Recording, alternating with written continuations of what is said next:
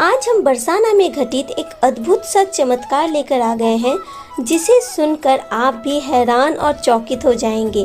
आपके मन में संपूर्ण विश्वास आ जाएगा कि सच्ची राधा रानी सदा ही अपने भक्त को कैसे संभालती है, कैसे उन पर कृपा करती है और कैसे वो सदा ही अपने भक्त को रक्षा करती है। जानकर आपके भी रोम रोम कांप उठेंगे। आशा है हर रोज की तरह आज का ये लीला कथा भी आप सबको बहुत अच्छा लगेगा। लेकिन लीला कथा सुनने से पहले एक ही अनुरोध है, हमारे चैनल को सब्सक्राइब कर दीजिए, बेल आइकन को भी प्रेस कर दीजिए हर रोज ठाकुर जी का, राधा रानी का ऐसा ही प्यारा प्यारा लीला कथा सुनने के लिए। ये घटना आज से 4-5 साल पहले की है, जब एक बस वृंदावन के यात्रा के लिए निकला था। बस में सब लोग ही भक्त थे। सब लोग वृंदावन जाने का आनंद ले रहे थे और बस में नाम संकीर्तन चल रहा था।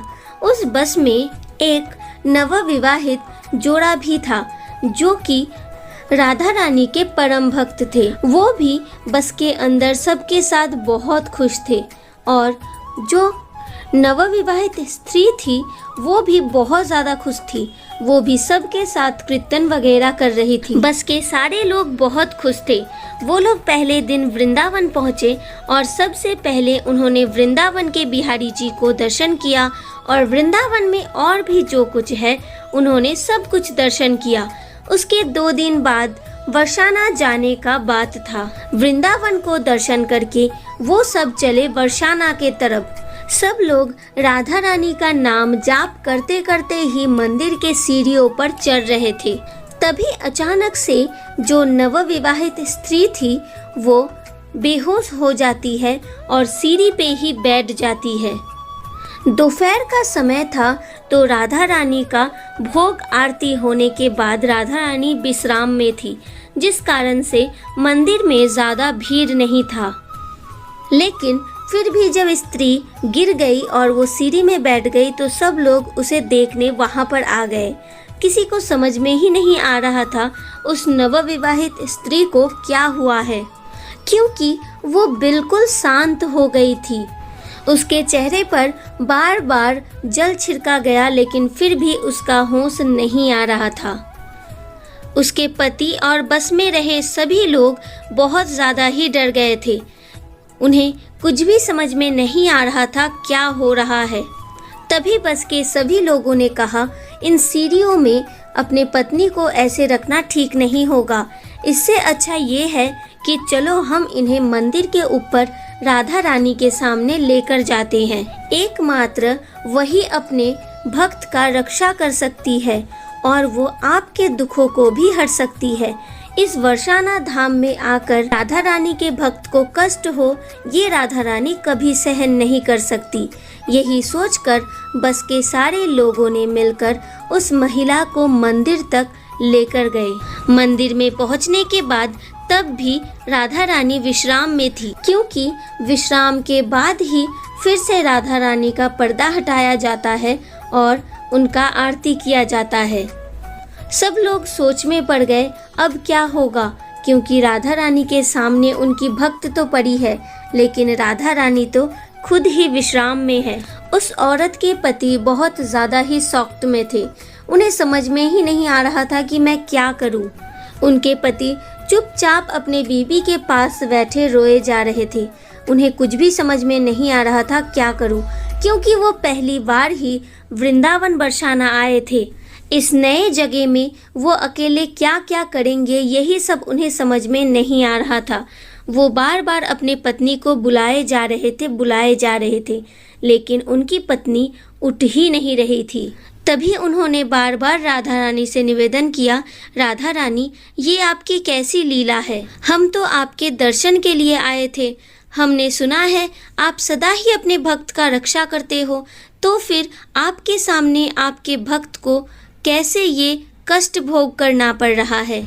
यही सब कहते कहते वो आदमी रोने लगते हैं। तभी अचानक से एक लड़की वाइट कलर के ड्रेस में आती है और उस आदमी से पूछती है, आपके पत्नी को क्या हुआ है? बस के सारे लोग सारी घटना को उस लड़की से कहते हैं।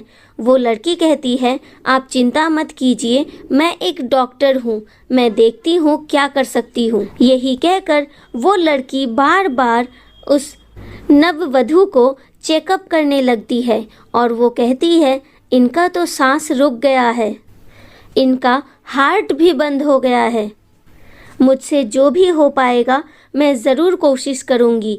यही कहकर वो अपने दोनों हाथों से नववधू के सीने में पंप करने लगती है।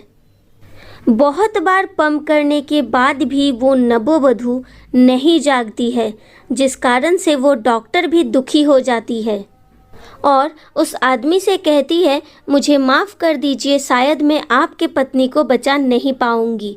तभी उनके जीवन में घटता है एक अद्भुत घटना। कुछ ही देर में राधा रानी का विश्राम भी संपूर्ण होता है और मंदिर खोलने का भी वक्त हो जाता है। जैसे ही मंदिर खोलने का वक्त होता है और सारे भक्त जय जय श्री राधे कहकर चिल्लाते हैं और जैसे ही सारे भक्त मिलकर जय जय श्री राधे कहकर चिल्लाते हैं, वैसे ही वो औरत वहीं पर उठ बैठती है, जिसे देखकर मंदिर में रहने वाले सभी लोग बहुत ज़्यादा ही हैरान और चौकित हो जाते हैं। जिन डॉक्टर ने भी कहा था शायद मैं आपको बचा नहीं पाऊंगी, वो भी हैरान हो जाती है, लेकिन अंत तक राधा रानी के कृपा से वो औरत बच जाती है और ये राधा रानी के नाम का ही प्रभाव था, जिस नाम से ही वो औरत जीवित हो गई थी। तो अब आप समझ सकते हैं राधा रानी के नाम में कितनी शक्ति है।